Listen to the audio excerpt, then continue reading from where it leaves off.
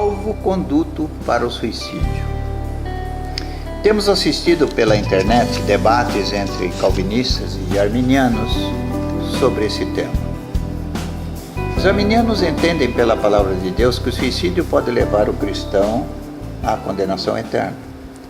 Os calvinistas, em uma interpretação paradoxal da predestinação, afirmam que o suicida pode não perder a salvação, mesmo porque, dizem eles, se o nome foi escrito no livro da vida antes da fundação do mundo, Apocalipse 13, 8, não pode perder a salvação. Dissemos interpretação paradoxal porque o próprio livro de Apocalipse, no capítulo 3, versículo 5, o Senhor diz: aquele que vencer jamais riscarei seu nome do livro da vida. Então esse versículo aventa a possibilidade do nome do salvo ser riscado do livro da vida. E então, como fica? Se foi escrito antes da fundação do mundo, como será apagado? Não há contradição na palavra de Deus. A interpretação é que pode ser paradoxal. Se não, vejamos. Paulo, em Efésios, capítulo 1, versículos 4 e 5, diz: nele, Cristo, em Cristo, fomos eleitos antes da fundação do mundo, para sermos santos e irrepreensíveis perante Ele, e em amor nos predestinou para Ele para a adoção de filhos, por meio de Jesus Cristo, segundo o beneplácito de sua vontade. Neste texto de Efésios 1, 4 e 5, a eleição antecede a predestinação, isto é, primeiro o cristão ou o homem é salvo, ou eleito, ou escolhido, ou conhecido de antemão, antes de ser predestinado. O indivíduo não é predestinado para ser salvo, ou para ser eleito, ou para ser escolhido, ou para ser conhecido de antemão. Porque ele é eleito, então vem o segundo passo, é predestinado. E a eleição é pela presciência de Deus, como diz o apóstolo Pedro, 1 Pedro 1:2. Presciência é conhecimento prévio. Antes de Deus criar o tempo e o espaço, isto é, o universo e, consequentemente, o homem, Deus, em sua presciência, contempla a igreja. Então ele vê por antecipação o homem no tempo acedendo ao convite, isto é, aceitando o Senhor Jesus como seu Salvador, tendo seu nome escrito no livro da vida. Para Deus o tempo, passado, presente e futuro, é sempre presente. Ele é o eu sou. Daí a necessidade de permanecer para que o nome não seja apagado. Apocalipse 3:5.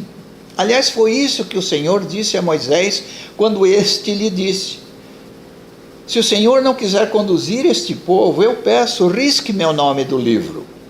Ao que o Senhor lhe respondeu: eu riscarei o nome de quem pecar.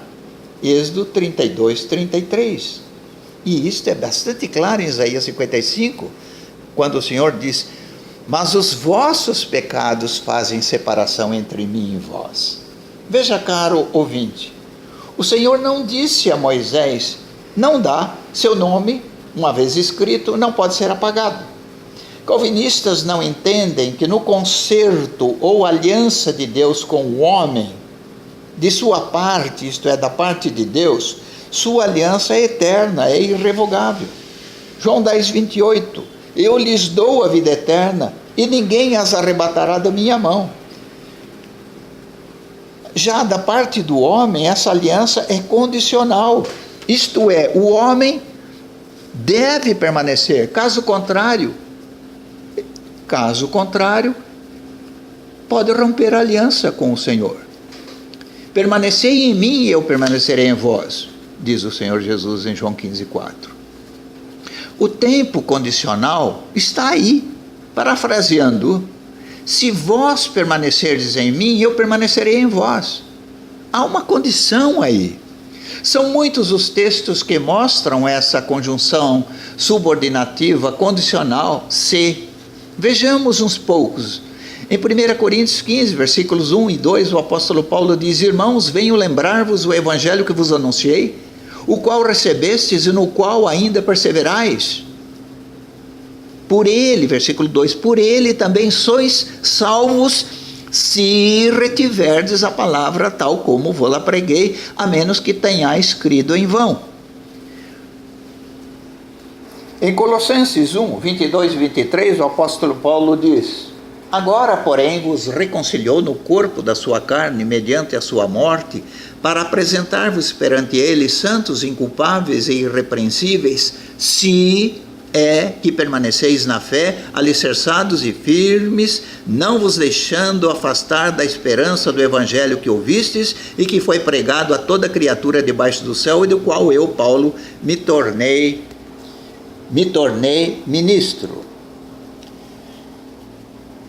Em Romanos 11, 22, o apóstolo Paulo fala: considerai, pois, a bondade e a severidade de Deus para com os que caíram, os judeus, né? Severidade, mas para contigo, gentio, que fosse enxertado na oliveira, a bondade de Deus, se nela permaneceres. Doutra sorte também tu serás cortado. Se tu não permaneceres, tu serás também cortado. Para não alongarmos muito, qual é o penhor da nossa salvação? Efésios 1,14. Paulo diz: o qual, o Espírito Santo, é o penhor da nossa herança até o resgate da sua propriedade em louvor da sua glória. 2 Coríntios 5,5, Paulo fala do Espírito, que é o penhor do Espírito. O Espírito Santo, que é o penhor de nossa salvação, ele pode ser extinto ou apagado? Sim ou não? Em 1 Tessalonicenses 5,19, Paulo diz que sim. Não apagueis o Espírito. Sim, e em sendo apagado ou extinto, perde-se o penhor, perde-se o direito ao resgate, perde-se a salvação. Então, nossos irmãos calvinistas, contra as evidências dos textos meridianamente claros, afirmam que o suicida cristão é salvo. Embora aconselhem aos seus prosélitos que não devam buscar a destruição da vida, isto é, o suicídio, mas abrem uma tremenda perspectiva, falsa, é verdade, de entrar na glória celestial, dizendo que o suicida cristão não perde a salvação. Aí ele cita Sansão. Eu vi o pastor citando, pastor presbiteriano citando Sansão.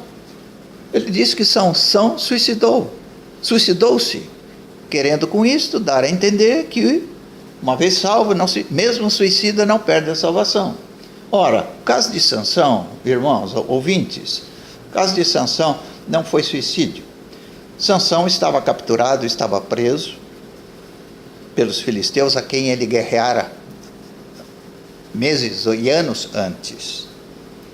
Ele caiu na armadilha e foi preso, teve os olhos vazados, e quando ele cresce, ele roga, e quando volta a virtude, o poder de Deus, ele mata, ele anula, ele aniquila os filisteus, aniquilando-se a si mesmo. Mas isso não é suicídio. Ele morreu em uma batalha, ele morreu em uma guerra. Isso não é suicídio. Então, caro ouvinte, cuidado, não aceite esta afirmação calvinista.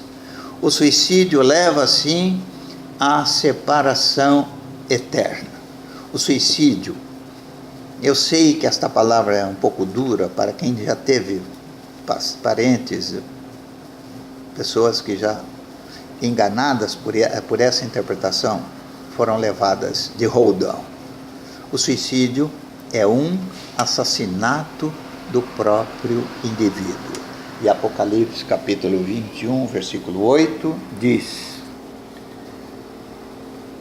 quanto, porém, aos covardes, aos incrédulos, aos abomináveis, aos assassinos, aos impuros, aos feiticeiros, aos idólatras e a todos os mentirosos, a parte que lhes cabe será no lago que arde com fogo e enxofre, a saber, a segunda morte.